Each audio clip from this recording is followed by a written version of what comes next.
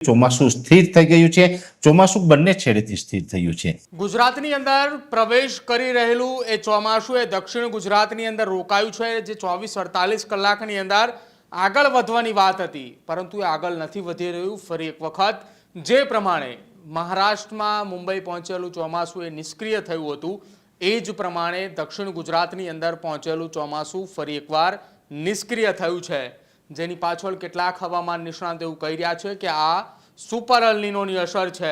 કેટલાક હવામાન નિષ્ણાતો એવું કહી રહ્યા છે કે આ વખતે સુપર અલ નીનોના કારણે વરસાદની અંદર ખૂબ જ ઘટ જોવા મળી રહી છે। હવે આ તમામની વચ્ચે શું અને ક્યારે ગુજરાતની અંદર ચોમાસું આગળ વધશે? ખેડૂતોએ પોતાના ખેતરની અંદર ચોમાસાની રાહ જોવી કે પછી એ વાવણી કરાયેલા પાકને પિયતનું પાણી આપવું? આ તમામને લઈને ચર્ચા કરવી છે। હવામાન નિષ્ણાત પરેશ ગોસ્વામીએ શું આગાહી કરી તે પણ સાંભળવી છે। પહેલા વિન્ડ મેપના માધ્યમથી આપણે બતાવું શું સ્થિતિ ગુજરાતની અંદર જોવા મળી રહી છે। આ એ ગુજરાતનો આખો મેપ છે। આજની પરિસ્થિતિ 27 તારીખની ગતરોજ આપણે વાત કરી હતી બપોરે 12 વાગ્યાની આસપાસના સમયગાળા દરમિયાન કે ગુજરાતની શું સ્થિતિ છે, ગુજરાતમાં કેટલા વરસાદની ક્યારે આગાહીની શક્યતાઓ છે। તો દક્ષિણ ગુજરાત જે ચોમાસું સ્થિર થયેલું છે, જે ચોમાસું ત્યાં ઊભું રહી ચૂક્યું છે, અટકી ચૂક્યું છે, એ આગળ ક્યારે વધશે તેને લઈને ચર્ચા કરવી છે। આજની સ્થિતિ પ્રમાણે વાત કરવામાં આવે તો બે જગ્યા ઉપર વરસાદની અત્યારે બરોબર બપોરના સુમારે દેખાઈ રહ્યું છે કે જ્યાં વાદળછાયા વાતાવરણ હોય તો એ કચ્છનો પંથક છે અને એ રાજકોટના ગ્રામ્ય વિસ્તાર અને મોરબીના વિસ્તારની અંદર એ કે જ્યાં દરિયાઈ ખાડી છે। આપ જુઓ, આ એ દરિયાનો માર્ગ છે અને દરિયાઈ ખાડી વિસ્તારની અંદર અત્યારે આગાહી અત્યારે ક્યાંક જોવા મળી રહી છે વાદળછાયા વાતાવરણના કારણે। બાકી દક્ષિણ ગુજરાતની અંદર સ્થિતિ આપ જુઓ, અહીંયા એ ભેજવાળું વાતાવરણ અને વાદળછાયા વાતાવરણના કારણે સ્થિતિ વરસાદની અત્યારે દેખાઈ રહી છે। સાથે જ બીજી તરફ આપણે વાત કરીએ, અમરેલી જિલ્લાની અંદર સતત છેલ્લા 8-9 દિવસથી વરસાદ વરસી રહ્યો છે। એની પાછળનું પણ કારણ દર્શાવવામાં આવી રહ્યું છે કે દરિયાકાંઠાનો વિસ્તાર છે, ત્યાં ભેજના કારણે વરસાદ વરસી રહ્યો છે તેવી આગાહી અને હવામાન નિષ્ણાતો અત્યારે વાત કરી રહ્યા છે। હવે ચોમાસું ક્યારે આગળ વધે?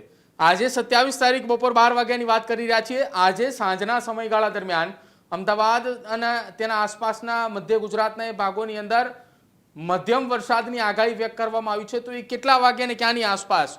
જો આજે બરોબર સાંજે 5 વાગ્યાની આસપાસ જે સુપર અલ નીનોની અસરની આપણે વાત કરી રહ્યા છીએ, એ અસર આ ગુજરાતની બોર્ડર અહીંયા આપને બતાવવામાં આવી રહી છે।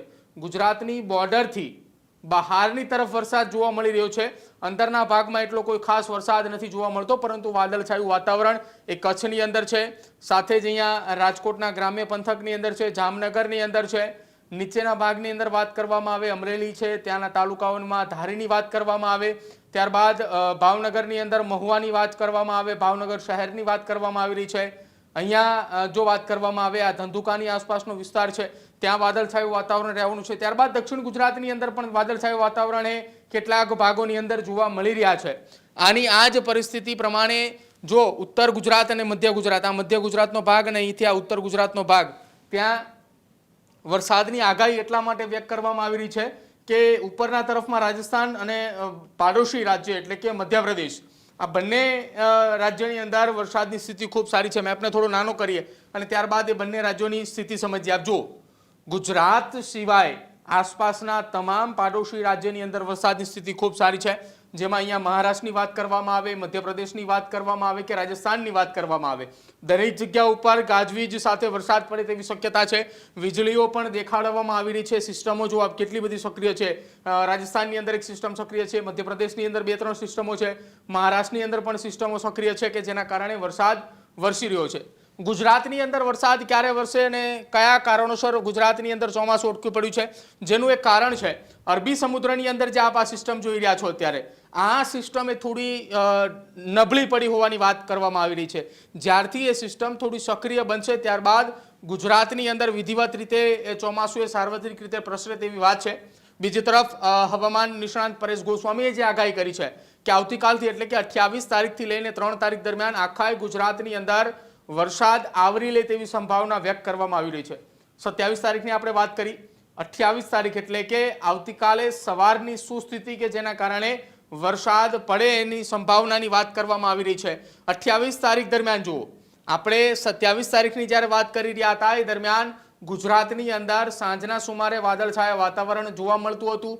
બીજી તરફ રાજસ્થાન અને સાથે જ મધ્યપ્રદેશ અને મહારાષ્ટ્રની અંદર પણ ગાજવીજ સાથે વરસાદ અને વાદળછાયું વાતાવરણ જોવા મળતું હતું. હવે 28 તારીખની સ્થિતિએ ગુજરાતની અંદર કોઈ પણ જગ્યા ઉપર વાદળછાયું વાતાવરણ દેખાઈ નથી રહ્યું.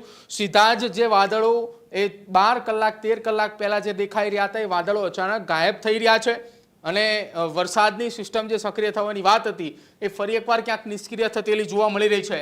એટલે કે ચોમાસું હજુ દક્ષિણ ગુજરાતની અંદર એ અટકેલું છે. 28 તારીખના સુમારાની વાત થઈ રહી છે. 28 તારીખે સાંજના સમયગાળા દરમિયાન શું સ્થિતિ કે જ્યાંથી ચોમાસું આગળ વધે છે કે પછી ચોમાસું ત્યાં ને ત્યાં જ ઊભું છે. તો 28 તારીખ બાદ આપ જુઓ ગુજરાતમાં 12 થી 24 કલાક એટલે કે 24 કલાક બાદના સુમારાની જો વાત કરવામાં આવે તો વીજળી સાથે ગાજવીજ વરસાદ હળવાથી મધ્યમ છૂટાછવાયા સ્થળો પર વરસાદ પડે તેવી શક્યતા આપ જુઓ. અહીંયા વીજળી પડે તેવી શક્યતાઓ છે, ગાજવીજ સાથે વરસાદ પડે તેવી શક્યતાઓ છે. આ એ સૌરાષ્ટ્રનો પંથક છે, મધ્ય ગુજરાતનો ભાગ છે. સાથે સાથે દક્ષિણ ગુજરાતના કેટલાક વિસ્તારોની અંદર વીજળીઓ પડે, ગાજવીજ સાથે વરસાદ થાય. મધ્ય ગુજરાતના પોર્શનની અંદર વાત છે, ઉત્તર ગુજરાતના ભાગોની અંદર પણ વાત છે, ત્યાં પણ ગાજવીજ સાથે વરસાદ પડે તેવી શક્યતા વ્યક્ત કરવામાં આવી રહી છે. અને આ શક્યતાઓની વચ્ચે હવામાન નિષ્ણાંત પરેશ ગોસ્વામીએ જે આગાહી કરી છે કે ચોમાસું રોકાયું અને રોકાયેલા ચોમાસાને આગળ વધતા કેટલો સમય લાગે છે અને ખેડૂતોને જે વાવણી કરી નાખી છે, જે ખેડૂતોએ પોતાના ખેતરની અંદર એ મગફળી હોય અથવા કપાસનું વાવેતર કર્યું છે એમને પિયત આપવું કે નહીં તેને લઈને અને ચોમાસું એ ક્યારે આગળ વધે છે એને લઈને આગાહી કરતા શું કહ્યું છે સાંભળી લો. નૈઋત્યનું ચોમાસું જે રીતે મહારાષ્ટ્રમાં અટક્યું હતું, નિષ્ક્રિય થઈ ગયું હતું, એવી રીતે અત્યારે દક્ષિણ ગુજરાતમાં આવીને નિષ્ક્રિય થઈ ગયું છે.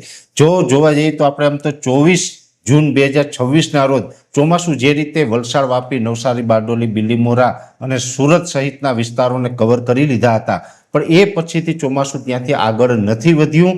ગઈકાલે 25 તારીખે પણ આગળ ન વધ્યું અને આજે 26 તારીખે પણ ચોમાસું આગળ નથી વધ્યું. ચોમાસું સ્થિર થઈ ગયું છે.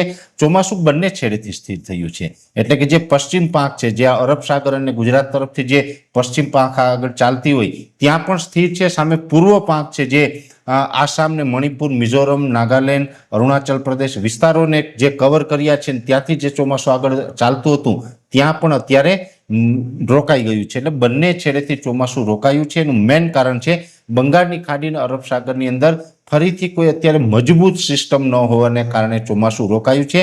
સાથે પવન છે એ ક્યાંય ને ક્યાંય આ ચોમાસાને આગળ વધવા માટે વિલનરૂપ બની રહ્યો છે. અત્યારે મોટાભાગના વિસ્તારમાં જોવા જઈએ તો પવનની ઝડપ પણ નોર્મલ કરતાં વધારે નોંધાઈ રહી છે, જેને કારણે ચોમાસું આગળ નથી વધતું અને સિસ્ટમ પણ નથી. આ બંને કારણ એવા છે જેથી ચોમાસું છે વારંવાર કોઈને કોઈ જગ્યાએ સ્થિર થઈ જાય છે, રોકાઈ જાય છે.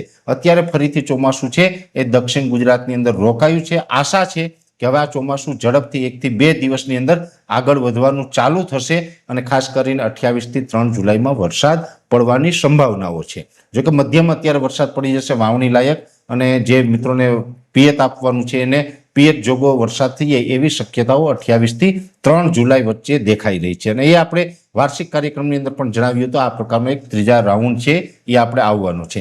હવે જે મિત્રોને મને ઘણા બધા સવાલ આવી રહ્યા છે કે પરેશભાઈ અમારે જે વાવેતર કરી દીધું છે ને હવે એને પિયત આપવું કે વરસાદની રાહ જોવી. જો આની અંદર બે વસ્તુ છે. પહેલી વસ્તુ તો એ છે ઘણા બધા ખેડૂત ભાઈઓએ આપણે વાવેતર કર્યું હશે તો કપાસનું કર્યું હશે, મોટા ભાગના ખેડૂત ભાઈઓએ મગફળીનું વાવેતર કરેલું હશે. બે પ્રકારના વાવેતર કરેલા હશે. બાકી તો સોયાબીન હોય કે એરંડા, તુવેર એનું તો હજી વાવેતર નથી થયું. એટલે આ જે કપાસ અને મગફળીના વાવેતર થયા હોય તો જો કપાસની અંદર પણ આમ જોવા જઈએ તો અત્યારે સારો એવો ઉગાવો આવી ગયો હોય અને જો જમીનમાં થોડો ઘણો પણ ભેજને હિસાબે કપાસને બહુ પાણીની જરૂર ના હોય, સુકાતો ના હોય તો આપણે એમાં પણ 3 થી 4 દિવસની રાહ જોવી જોઈએ. ત્યાર પછી આપણે નિર્ણય લેવો. અત્યારે હજુ પાણી પિયત આપવામાં ઉતાવળ ન કરવી જોઈએ. બીજી વાત એ છે કે જો બહુ સુકાતો હોય તાત્કાલિક જરૂર હોય તો સ્પ્રિંકલરથી હળવો સ્પ્રે કરવો, 1-2 દિવસ નીકળે એવો, બહુ રેડ પાણી પાવાની જરૂર નથી. એવી જ રીતે જોવા જઈએ તો મગફળીની અંદર પણ ઘણા બધા ખેડૂત ભાઈઓ કહી રહ્યા છે પરેશભાઈ મગફળીને અમારે કોઈને 20 દિવસ થયા છે, 25 દિવસ થયા છે, ઘણા બધા ખેડૂત ભાઈઓને 1 મહિનાની મગફળી થઈ ચૂકી છે. હવે મગફળી તો એવો પાક છે કે એક વખત જો બરાબર ઉગી જાય અને ઉગે પછી લગભગ એને 30-35 દિવસ પિયત ન મળે તો પણ મગફળીને બહુ વાંધો આવતો નથી. મગફળી છે એ વરસાદ વગર પણ 30 થી 35 દિવસ સુધી આરામથી ટકી શકે છે. પછી જમીનમાં થોડો ઘણો ફેર હોય તો એ વાત અલગ છે. અમુક જમીનની અંદર 5 દિવસ વહેલું પાણીની જરૂર હોય, અમુકમાં 5 દિવસ મોડું આપીએ તો પણ ચાલતું હોય. એટલે મગફળી આમ તો કપાસ કરતા આ વર્ષે મગફળીનું વાવેતર ઓરવીને વધારે થયું છે અને આની અંદર પણ દરેક ખેડૂત ભાઈએ ખાસ નોંધ રાખવાની છે. જો બહુ જરૂર લાગતી હોય કે ના હવે આ મગફળીને પિયત વગર ચાલે એમ જ નથી તો જ પિયત આપવું, નહીંતર અત્યારે પિયત આપવાની બહુ જરૂર નથી. પછી કેમ કે ઉપરા ઉપર પિયત આપતું રહેવું એ પણ બહુ મને લાગે છે કે એ બહુ જરૂરી લાગતું નથી. એટલે જો અત્યારે આપણે તાત્કાલિક જરૂર હોય કે ભાઈ આ બહુ સુકાય જ છે અને એક દિવસ પણ ચાલે એમ નથી તો 2-3 દિવસ આપણે રોડવાઈ જાય એ પ્રકારે ફુવારા હાંકી લેવા જોઈએ, સ્પ્રિંકલર ફેરવવું જોઈએ. કેમ કે 28 થી 3 જુલાઈમાં પણ વરસાદની શક્યતાઓ છે. જો કે આ જમીનના પ્રકાર એવા હોય છે જેની અંદરથી આપણે નક્કી કરી શકીએ કે આ જમીનમાં અત્યારે પિયત આપવું, આ જમીનમાં ન આપવું. કેમ કે મેં આપને જણાવ્યું અમુક જમીનમાં વહેલી જરૂર પડે પાણીની, અમુક જમીનમાં મોડી પણ જરૂર પડતી હોય છે. એટલે ખાસ દરેક ખેડૂતભાઈએ પોતાની જમીનનું નિરીક્ષણ કરી, દરેકને પોતાની જમીન વિશે ખ્યાલ હોય એનું માર્કિંગ કરીને ત્યાર પછી જ આ નિર્ણય લેવો. અંતે બધા જ ખેડૂત ભાઈઓનો નિર્ણય છે, સ્વતંત્ર પોતાનો અધિકાર છે, સ્વતંત્ર નિર્ણય લઈ શકે. પણ અમારી પાસે જે પણ ખેડૂત ભાઈઓ જે પ્રશ્ન કરતા હતા એ તમામ પ્રશ્નોના જવાબ પ્રમાણે મારા ખ્યાલથી બહુ સુકાતું હોય, કપાસ હોય કે મગફળી બહુ સુકાતું હોય તો જ એને ફુવારા 1-2 દિવસ રોડવાય એવા ચલાવવા જોઈએ અને બહુ જરૂર ના હોય તો હમણાં પિયત આપવાનું ટાળવું જોઈએ.